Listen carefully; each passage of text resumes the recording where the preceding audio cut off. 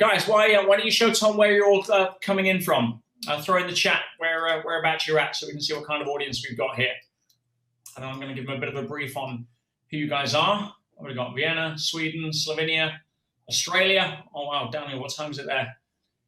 England, Austria, New York, Singapore, Bermuda, India, Ireland, Israel.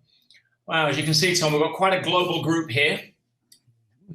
And I'll give you the skinny on these guys shortly as we kick off. And I've got a plan on probably the best use of time here on how we can get things flowing, as it were. Canada, Florida, yeah, quite to say totally. So people coming in from all different parts of the planet, all different time zones, and great to see you guys here. And as you know, I'm very excited for being able to have this conversation with Tom. It's been over a year since, probably more than a year now, a year and a half since we actually were together in person, Tom. Yes. And I love the fact you just never ever look any different. In fact, you're probably regressing. No, I've looked this way since I've been 6 years old, Peter. Doesn't surprise me. Oh, good. All right. Okay, it is 5:02. So let's respect everybody who showed up on time or early and throw a lead on this puppy.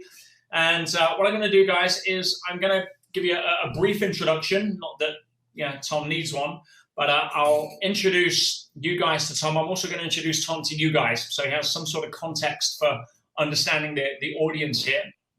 And I know that most of you have actually come across Tom's work through being referred through some of the stuff, and we've now built in an introduction to Tom into Module 1 for the EMF.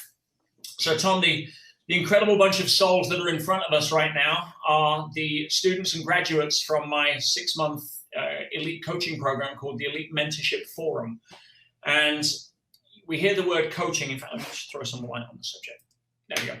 We hear the word coaching thrown around in many different arenas here. And essentially, coaching is probably the wrong word. The entire outcome for EMF was designed back in 2015 to essentially raise people's consciousness.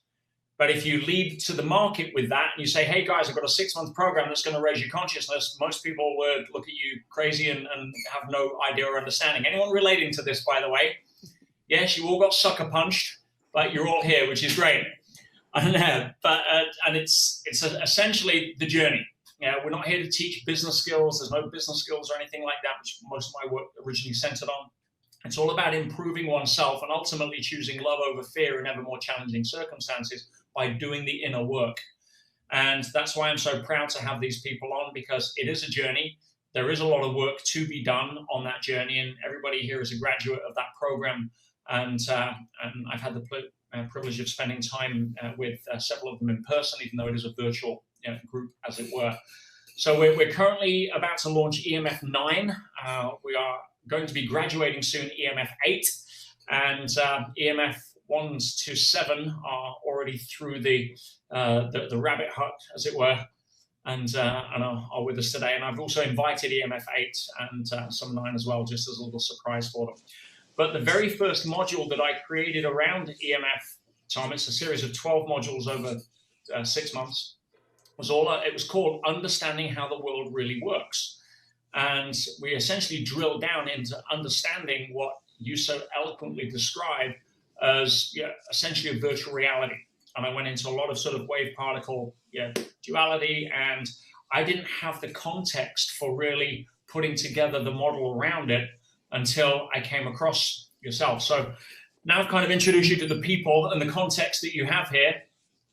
Guys, let me introduce you to Tom. And I first came across Tom on an interview online when I was walking my dogs, thinking, oh, I haven't heard from Bruce Lipton for a while. Let me do a YouTube search for Bruce. And this interview came up, which I shared with you guys earlier in the week for those that hadn't seen it, called Two Scientists See the Same Worldview. And I thought, well, I'll nose on that. And there was Bruce sat next to this other guy called Tom Campbell I'd never heard of. And Tom started speaking, and within a few minutes, I'm like, whoa, whoa, whoa, whoa, whoa, who's this other guy?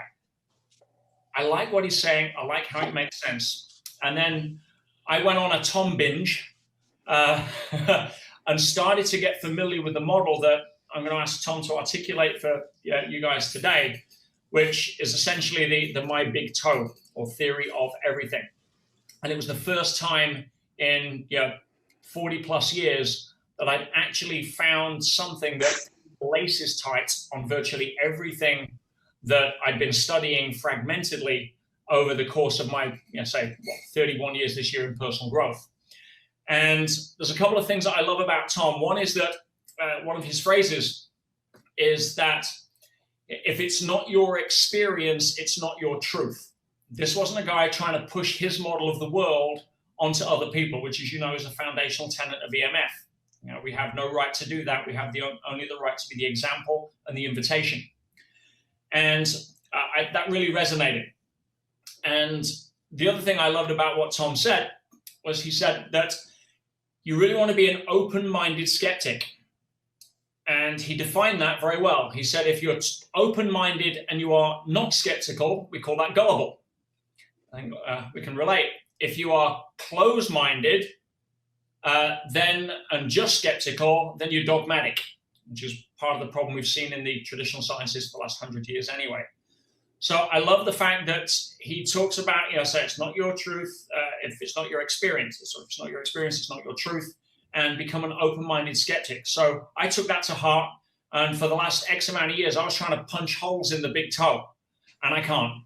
Now, I'm not smart enough to be able to do it if I could, but I still remain open-minded and skeptical, as is Tom, who is also very open to, if the consistent data supports different outcomes, he's happy to go along with that, because that is the essence of true science, not, hey, I've created a theory and now I'm going to ignore everything that doesn't fit my theory to try to promote how good I am. That's ego. So, Tom, on that note, the cross introductions are kind of there. I hope I did you a little bit of justice there. Mm-hmm. And I'd like to start, if I may, just by, if you give a little bit of an overview of your story, how you came into this a little bit, and then really the difference between a big toe and a little toe, and then outline kind of the parameters of where we are, and then we'll just see what rabbit hole that goes down and talk questions at the end. Does that sound fair? That sounds fair. Fabulous. Right, let's see if I can get you on full screen. Right. Does everybody see Tom in full screen now? Or is that just me?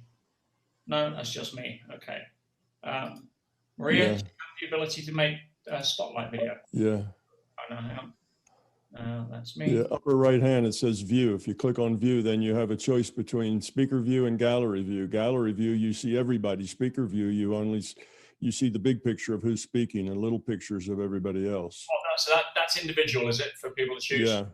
Okay, yeah. So everybody just click speaker view there, guys, and that should bring me up right now, and then Tom up front and center when he gets up. So I'm going to shut my mic off for a second, so enough of my voice.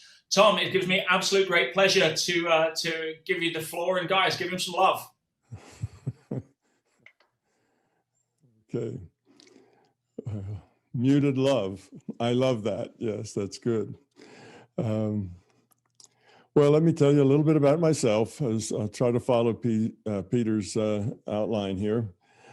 Okay, I'm a physicist, and I started with what's called the operational definition of reality, and that is that if you can perform an operation on the thing, and measuring it is an operation, then it's real. If you can't perform any operations on the thing, then it's not real. So that's the view that science takes. And I was in graduate school probably about 2/3 of the way through my PhD work, and I started to meditate, TM, Transcendental Meditation. I got my mantra and I started off meditating, and it was a perfect fit for me. I had no trouble with it at all. In fact, about 3 months into it, I was able to debug my computer code in my mind much quicker and much more reliably than I could actually sitting looking at my computer code. I just bring up the picture of my code, like it prints out of a computer. I'd scroll through it, and all the lines that had problems would be red, and the other lines that didn't have problems would be black.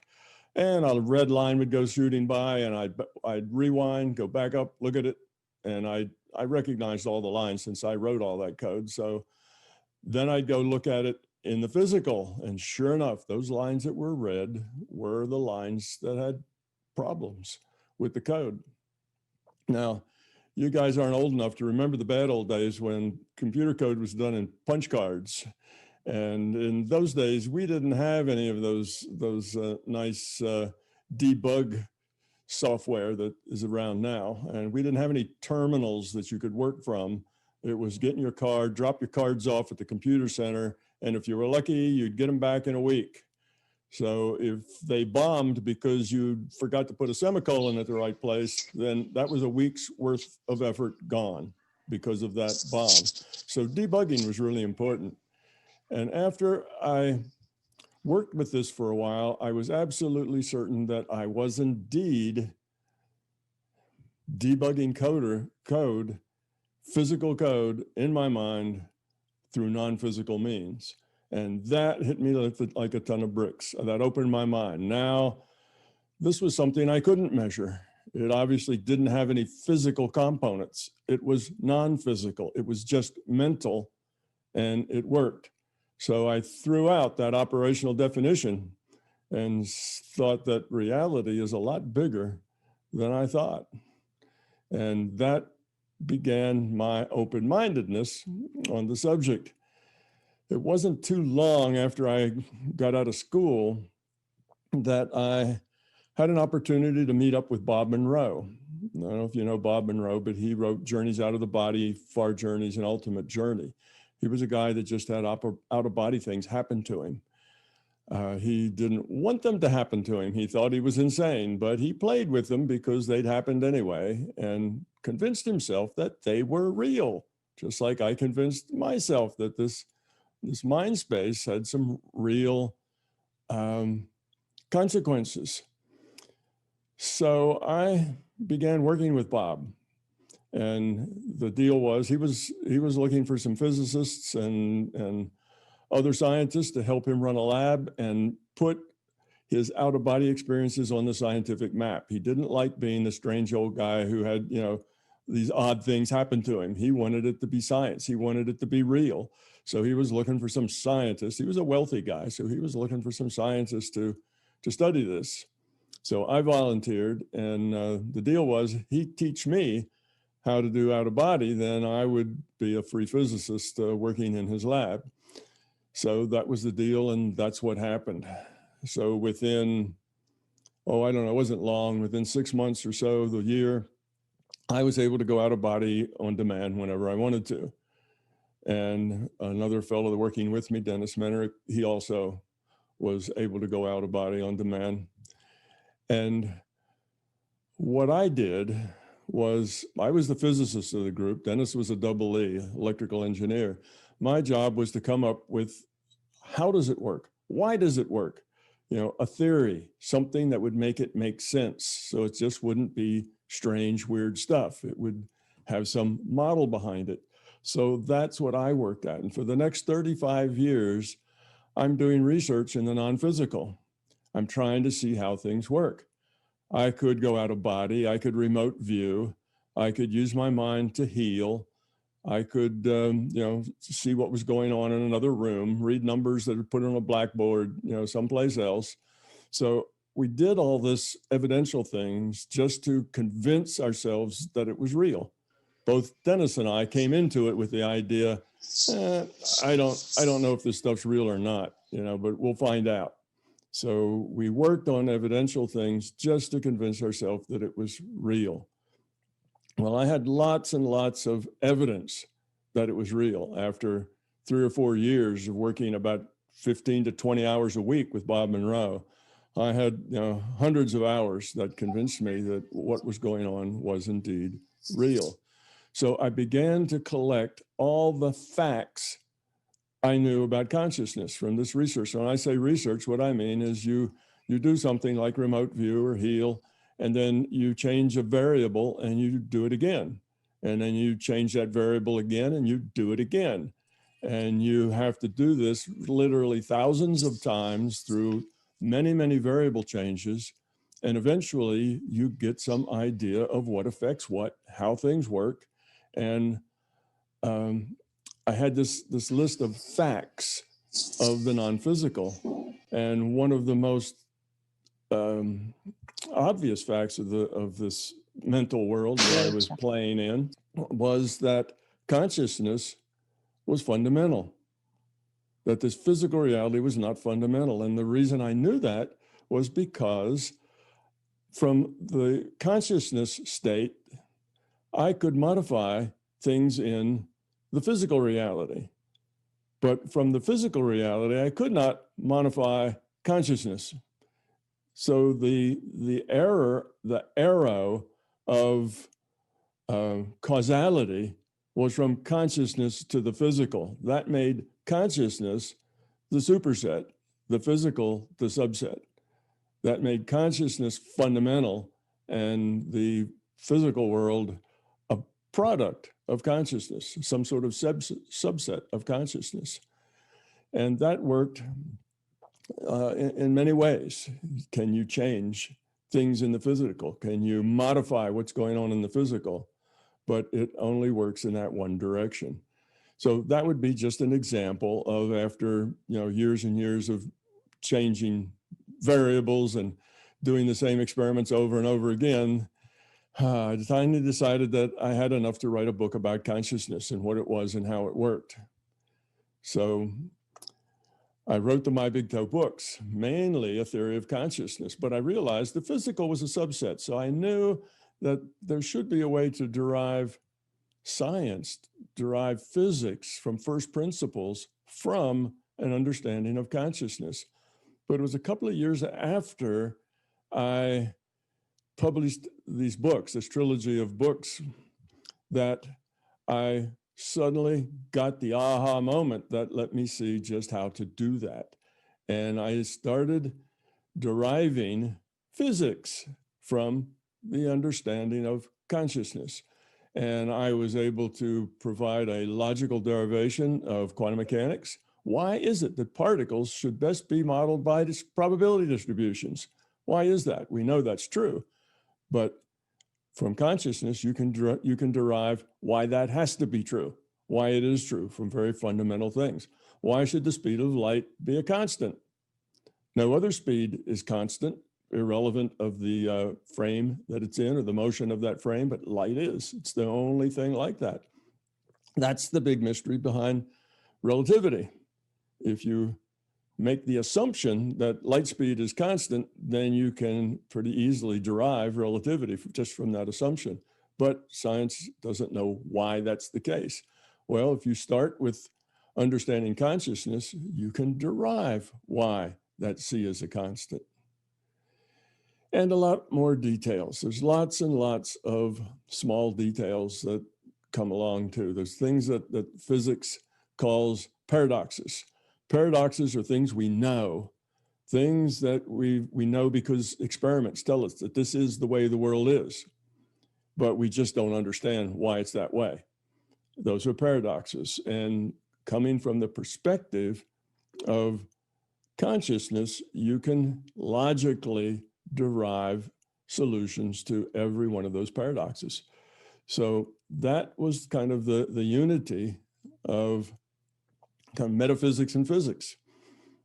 Consciousness is fundamental. Understand consciousness and you can derive physics. Physics is a subset. And indeed, right now, I have several quantum physics experiments being done in a laboratory in Southern California. And these will just add another large measure of evidence to the theory that I have. Well, at least I hope they will. Experiment's not done yet, and you never know how it's going to come out until it's done. So I'm open to see how it comes out, but I'm expecting it to come out to verify my point of view. And what these experiments will do is they'll provide, if they work the way I think, they will provide some solid evidence for this being a virtual reality. That is, the physical reality is a subset of consciousness, a virtual reality. They will also provide a lot of strong evidence for the fact that consciousness is the computer. Consciousness is an information field. It's an information system. That shouldn't sound too odd to you, because what are you conscious of? Well, you're conscious of the data you collect through your five senses. That's what you're conscious of. So consciousness is an information system. Reality is based on information. An information-based reality can be called a virtual reality, a simulated reality, a computed reality. These are all just different terms for the same thing. Okay, so that's the fundamental idea behind it all. So what I did is I took all of the facts of consciousness that I derived and all of the facts of physics that I knew, and I started coming up with a model that would explain all of them. So I could explain physics, explain consciousness, explain the paranormal. It turns out the paranormal isn't para at all. It's just normal. It's a normal part of consciousness. It's, it's available to anyone and everyone. It's, when you have the bigger picture and the right perspective, then these things that seem magical, the paranormal things, turn out to just be focus of intent for the most part. Focus intent from the intuitive level, not from the intellectual level, but from the intuitive level. And there's lots of ways to practice to do that. Now, most of us have spent many years honing and developing our intellect, but most of us have spent very little time honing and developing our intuition. And it turns out that if you spend some serious time honing and developing that intuition, it's just as reliable and just as accurate as that intellect. Now, it's interesting, if you look at these two things side by side, you have an intellect that has a very strong process tool called logic. Very strong. This logic is precise. But that intellect almost never has enough information to make a logical, deductive conclusion. All of the important things in life, all of the things that are really significant, life-changing, are things that you don't have much information. You only have maybe 10% of the information. How many children should we have? Who should I marry? Should I take this job or that job? All of the things that are important in your life, you don't have enough information to make a deductive, logical choice. So we pretend that we make logical choices, but mostly we're just guessing, and we guess from our experience. So we have this precise, accurate tool called logic, but really, really ratty information. Now you go to the intuition, and it's just the opposite. The intuition has this kind of ratty, it doesn't always work the way you want it to when you want it to process, called, intuition. That's being connected to your intuition. But it's got all the data that you could ever want. It's got all the information, and that information is clear and precise and available, and it's all sitting there, but you have to get it through this process tool called, intuition. So you see how we have the two opposites. One has all the information, but kind of a ratty tool to get it, and the other one has this wonderful tool, but ratty information. Well, when those two work together, you've got a whole person that lives in a much larger reality with a lot bigger decision space in that reality. So that's really where we need to go. We need to spend some time developing that intuitive space rather than just developing our intellectual and logical space. And when we do, there's so much more information out there. lots of information. And where this information comes from is that in order to run this virtual reality, in order to compute this virtual reality, the system needs, and when I say system, we're talking about another subset of consciousness. Consciousness can configure itself into different forms. One form is as a computer. That's, the rendering engine for this virtual reality. Another part is us. We're individuated units of consciousness, just a piece of that consciousness. So that's another thing that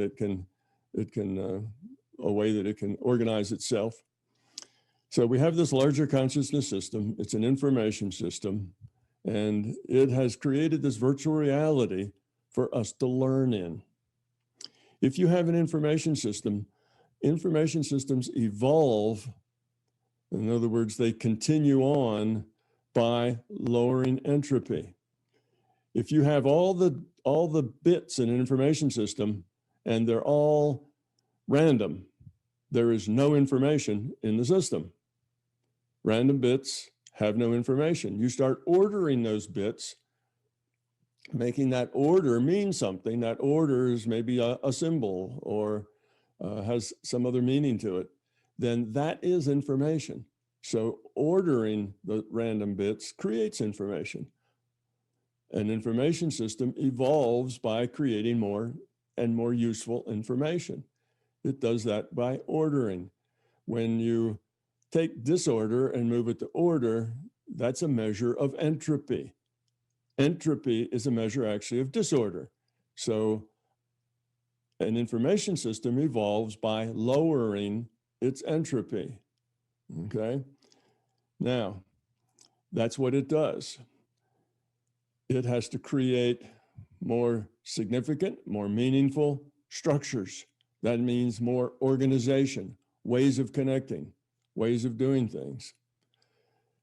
So it starts out as a monolithic consciousness. Then it breaks itself into pieces that we call us, individuated units of consciousness, because consciousness, of course, has free will. And if you want to ask me questions later, you can ask me these details. But if I tell you all the details now, we'll be here 2 or 3 hours. And I don't know that everybody wants to sit here and listen to me that long. I think it'd be better if I wind up early and you get to ask questions. So anyhow, you can ask me about that if you like later. I'll tell you. So as it turns out in this consciousness system, that the way it can best lower entropy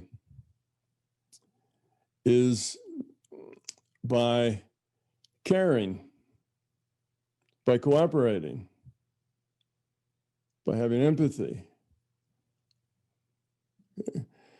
Because this is a social system. It's the larger conscious system, and it's lots and lots of individuated units of consciousness. And we together, because we all have free will choices, we together form a social system. Now, the system had to learn from us that the way to optimize a social system is through cooperation. But I can give you just a real short little, a little story, I guess, a little, I don't know what to call it. Anyway, let me just do it and I won't have to call it anything. I will give you a little bit of why that makes sense. So think of a social system. And let's say, let's say that we have 2 subsets of this social system, and both subsets are identical. Same, let's say, number of consciousnesses, same number of people, if we want to talk about people. So they each have, say, 10,000 people. They each have the same resources. The 10,000 people are kind of equivalent people. It's not that one has smart people and the other only has dumb people. They all have the same sort of people. So 2 equivalent systems. So we take the first system is system A, and we let that be the system based on fear. And we take the second system, B, and that'll be the system based on love. Now I just break these 2 sides out and I call them the fear side and the love side. In the fear side, we're going to take that group and let them go with their resources and their people and just see what they make of it. We're going to come back maybe a decade or a century later and see what they've done with themselves. Okay, on the fear side, you have some attributes of fear that create certain kind of social issues. Like one, there's no trust. If you're very fearful, then you're afraid that other people are going to take advantage of you. So you really don't trust anybody but yourself. Well, the second part of being on the fear side is that you're very self-centered, because fear is all about you. Fear is about you and your safety and what you want and what you need, and it's centered on you. So if there's only a certain amount of resources, what we find over on the fear side is that people grab the resources and hold on to them the best they can. And there's competition for those resources because everybody wants them, and it's all about them. It's not about sharing and cooperation. It's about them. So people try to own as much of the resources as possible. And eventually that society turns out to have about 5% of the people owning 95% of the resources, and just a few people on the top telling everybody else what to do and how to think, and the nature of way reality works. So that sounds kind of where we live. That's like good old planet Earth, right? That's us. So we kind of live in a fear-based culture, a fear-based society. And that's the way the fear-based side always optimizes itself. Well, it's not optimal at all. It's very suboptimal. Now let's look at the love side. Over on the love side, we have caring. It's about other. That's what love is. It's about other, not about self. It's about compassion. It's about optimizing the resources for everybody. So everybody there wants everybody else to have it as much the way they want it as possible. So it's everybody's trying to make a better place for everyone else. If we look at that side and we come back, a century later or whatever, what we find is that everybody is cooperating, everybody's sharing. On that love side, when somebody comes up with a new idea, some brilliant invention or whatever, they immediately want to share it so everybody can use it.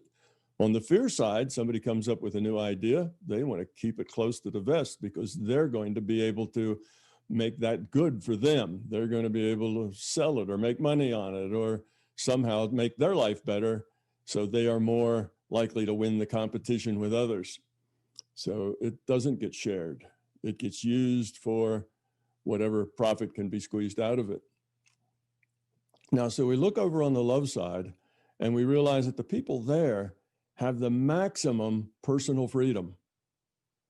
Because if anybody there says, gee, I'm not happy doing brain surgery every day, I want to be a poet.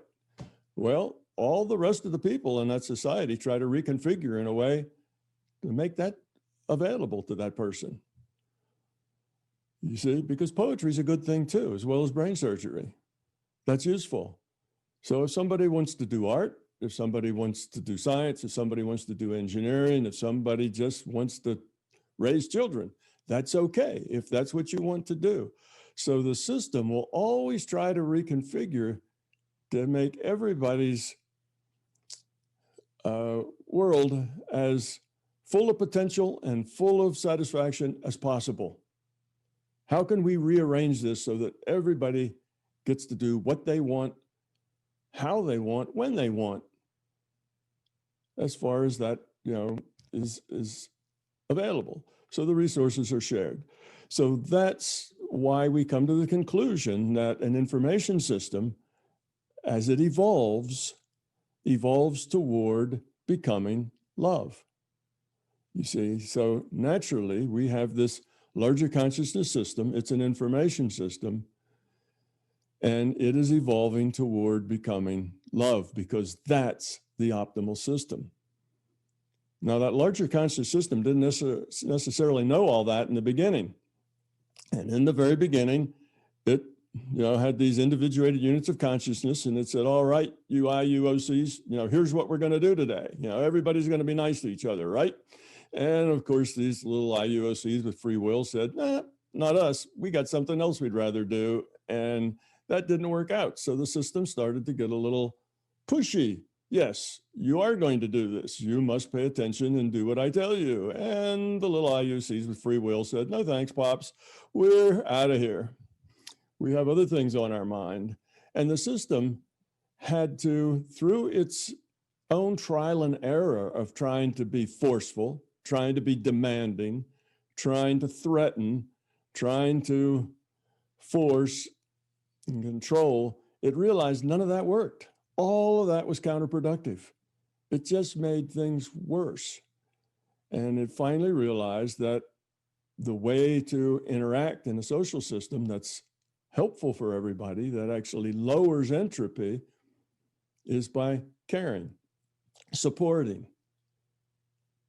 You see, letting people have to come to this, to growing up on their own. You can't make somebody grow up. They have to grow up on their own from the inside out. You can't bully them into growing up. All it does, it makes it harder for them to grow up when you try to bully them.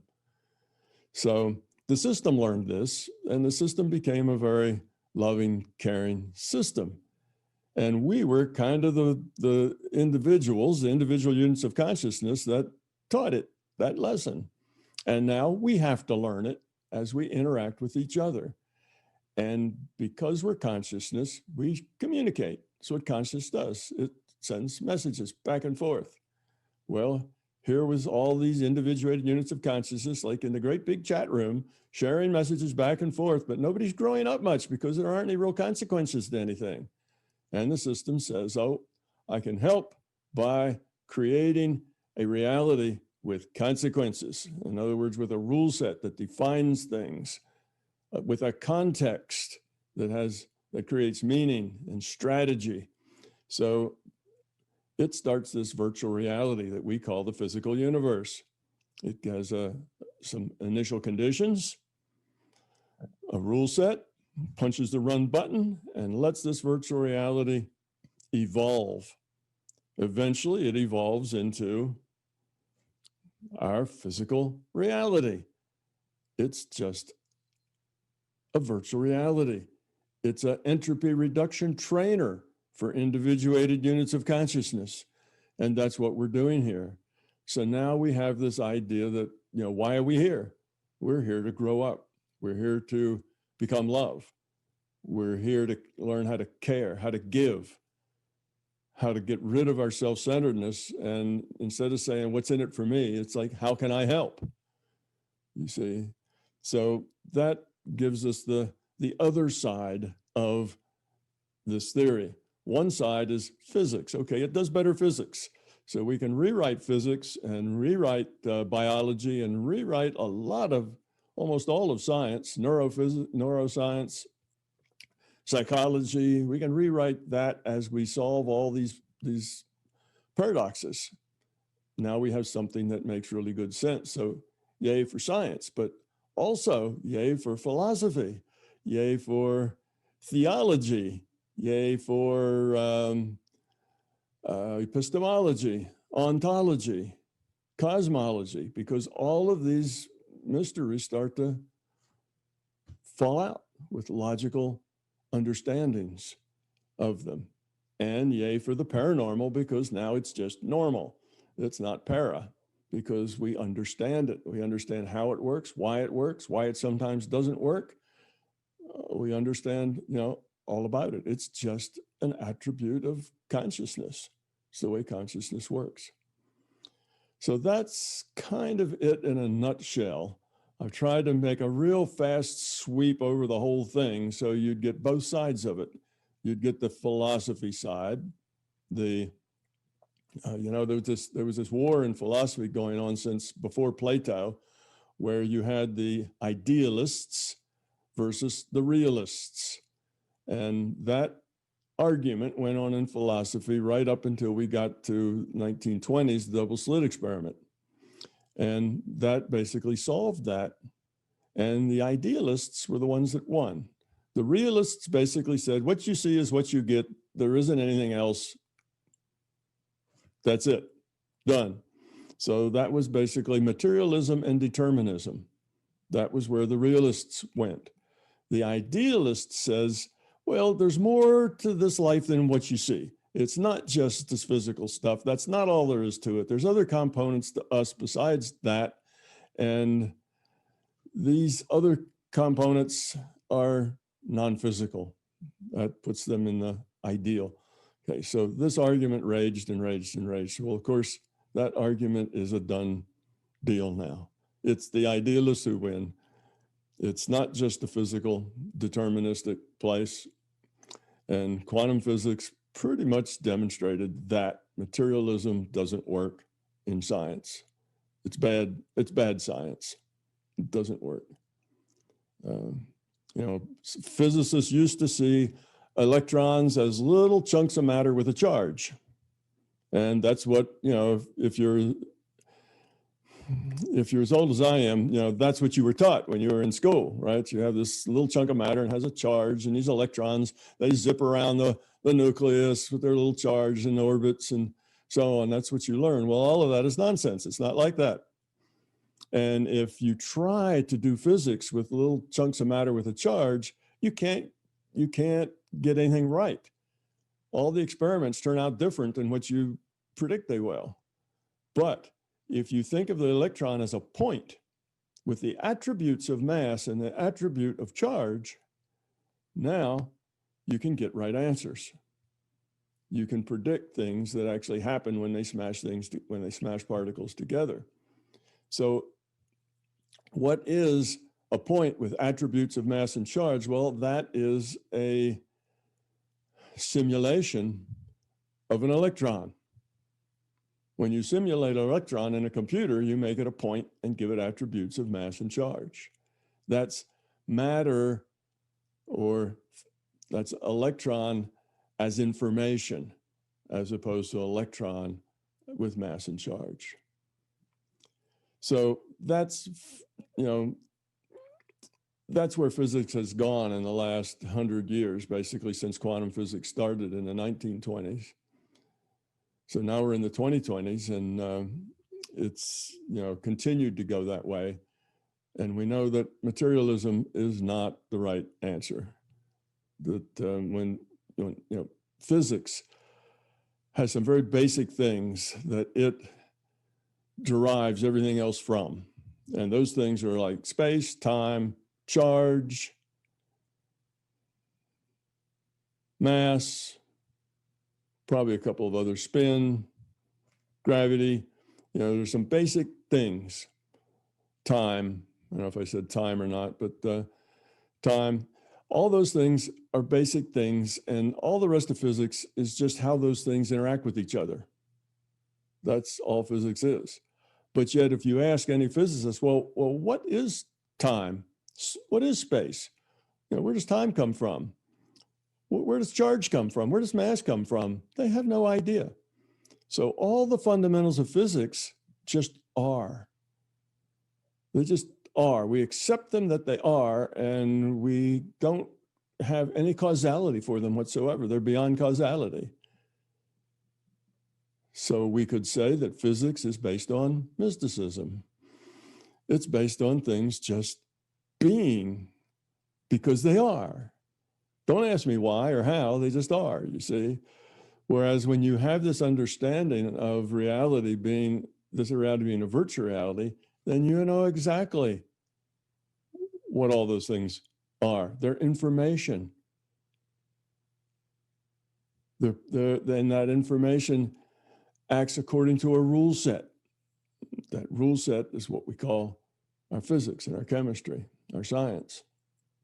So in any case, that gives you a little bit of the science side, a little bit of the philosophical side. They're both important.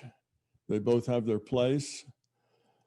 As far as individual growth, it's that soft side that's probably a lot more important than the physics side.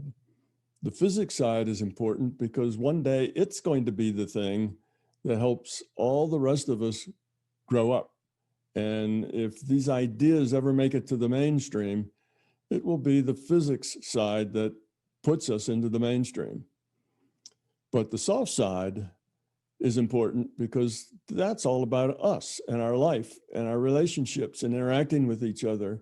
That's about finding peace, finding happiness, finding satisfaction in a world that is anything but peaceful. We're in this world and it looks like it's a horrible place to live. We have so much greed and so much self-centeredness and so many people trying very hard to take advantage of everybody else. It's full of grabby people who want more and more for them, caring very little for others. And that makes this a pretty tough place to live. But if you have the right perspective, that doesn't pull you down. You can still live here and be full of joy, full of happiness, full of satisfaction, and life is good because you'll understand that negative stuff, that's just the way people are. And they all have to grow up on their own, in their own way, their own time, at their own speed, and you just accept them. That's the way they are. They're struggling, doing the best they can with what they came in with, and they'll grow up one day, and you have compassion for them. You have a lot of compassion for them because they are not happy people. They're struggling. They're unhappy. They are not satisfied. They're miserable people, and they have to learn. And pain is one of the things that points us in a better direction. If you feel enough of that pain, you stop doing what you're doing and start doing something else. So you can live in a place that's a tough place and still be happy in it, still find joy in it. It is what it is. It's just what it needs to be. This world we live in is a very accurate representation of us, of what I call the quality of consciousness, or having a high quality of consciousness is having a low entropy consciousness, as we talked about entropy earlier. So we have to learn to accept things as they are, change what we can change, not get upset over what we can't change, and know the difference between what we can change and what we can't. It is a great life. So I'll let it open to questions. I've skimmed over the top. I've left lots and lots of things like free will and stuff that I didn't get into, because I'll let you ask questions if you need that. So that took up about most of the first hour, and hopefully the second hour will just be open to questions. Yeah, probably the next 5 hours, to be fair. No, it's good. Yeah. But no, Tom, thank you for that. Succinct, profound as usual. And yeah, we do have some questions, some that came in earlier, some of the notes that I've been making as you've been talking. And yeah, I want to try to really add as much value as I know you do, Tom, to the audience here. So one of the things that I want to kind of dive straight into, because once you have context for certain things, it demystifies and helps you lower your fear or levels of uncertainty around it. And one of the things that the whole My Big Toe philosophy has done, which ties in beautifully with Einstein's question, saying that the most powerful question you can ask is, do you live in a friendly or hostile universe? Because that is both of those subsets side by side, pretty much. And for many people, the number one I guess reconcilable fear that many people have is the perception of death. And if you don't have a context for that, it can be somewhat debilitating and a slippy slope down into fear at certain levels, even if you're working on your consciousness. So I've always said that, death is not the opposite of life, it's the opposite of birth. But are you able to, having the experience you have, maybe give some context around that could help some people here? Would that be a useful question, guys? Yeah. Okay, sure. I'd be glad to talk to that. A lot of people for a lot of years have had this question, what happens when I die, right? And fortunately, this theory will tell you exactly what happens when you die. as it turned out, it is indeed a theory of everything. So that's an honest question. There are no questions that are you know, are off the table. So anyway, you'll be happy to know that you are not your body. Your body is an avatar. You are consciousness. You're an individuated unit of consciousness. And as such, you are immortal. Death is what happens in the virtual reality. Very much like the virtual reality games you play. You know, when you play your virtual reality games, your characters often die and they get resurrected in some way. In World of Warcraft, they die and you end up in the graveyard and you have to run all the way back to your character and pick up all your magical items and all your stuff. And then you get back into the game again, you know. Other games, you just pick up and start another character, maybe when yours dies. But in any case, characters die. That's the virtual reality. Death happens in virtual realities. In consciousness, death doesn't happen. So here's first the bigger model, then I'll give you a specific. I'll just walk through your experience when you die. And we'll go through that whole experience, but a little bigger picture first. You know, I talked about the virtual reality game. We'll use that as a good metaphor in a virtual reality game. So let's take a game. You know, my history with virtual reality goes back so far that the games I mentioned probably aren't even you know, still going anymore. I don't know. I go way back in time because I've not been a player of virtual reality games, but my children were all players of virtual reality games, particularly my sons. And even my daughters, they love VR games and spend a lot of time at them. So I sat by their elbow and I watched them play. So I know a little bit about them, even though they're after my time. So anyway, this World of Warcraft game, which is one both my sons played a whole lot of, they, you know, they played elves and they played necromancers and they played barbarians and all sorts of different characters. Magic users. And from the elf's perspective, the elf cannot find the server that serves up that reality in its reality. In other words, the server, the computer that serves World of Warcraft is not located inside World of Warcraft, right? The server that computes World of Warcraft has to be outside of the virtual reality it creates. Simple logic, right? Third grade logic. Well, that means that the server has to be non-physical from the perspective of the elf. So that server is non-physical from the elf's viewpoint. Now, the elf is just a pretty picture on a screen. The consciousness behind that elf is the player. The player makes all the choices for that elf. And from the elf's perspective, that player has to be non-physical.